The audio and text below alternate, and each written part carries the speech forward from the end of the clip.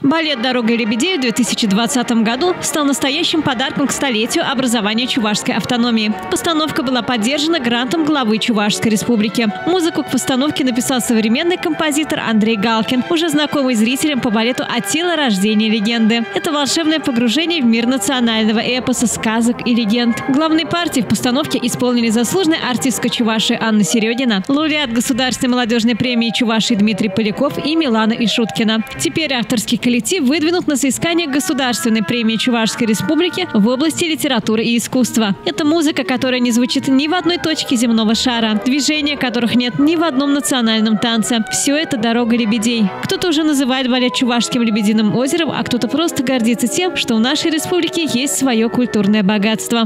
Это, вы знаете, в первую очередь это интересно, потому что материал, на котором строится, собственно, сам спектакль, он придуман заново, он скроен из разных сказаний и легенд чувашских, и оживлять все это особое удовольствие. Я думаю, что, конечно, и трудности, но удовольствие большее все-таки, когда то, что ты задумал, оно оживает на сцене, оно превращается в живую, красивую, сказочную историю.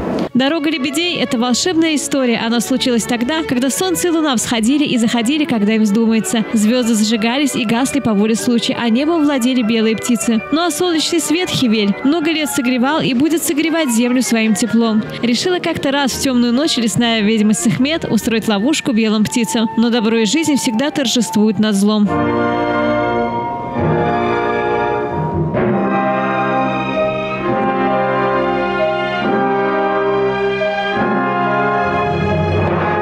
Хореография «Дороги лебедей» в значительной степени включает в себя стилизацию чувашских народных танцев с их красивой пластикой, изяществом и плавностью. Оригинальные костюмы и декорации к постановке разработал главный художник театра Валентин Федоров. Мир делится как бы на добрый и злой, на хороший и плохой, на светлый и темный.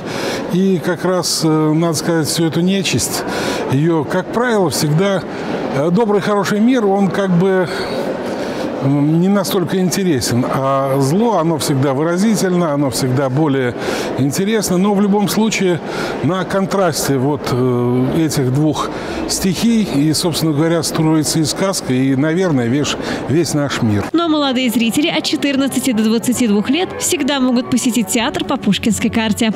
Помогает тем, что более доступно становится высокое искусство для молодого поколения, потому что все-таки это стоит достаточно дорого, и это вызывает развиваться, тем более студентам из педагогического. Это эксклюзивная работа, создававшаяся в непростых условиях пандемии. И, конечно, она уже завоевала сердца зрителей. Елена Яковлева, Борис Андреев. «Жизнь столицы».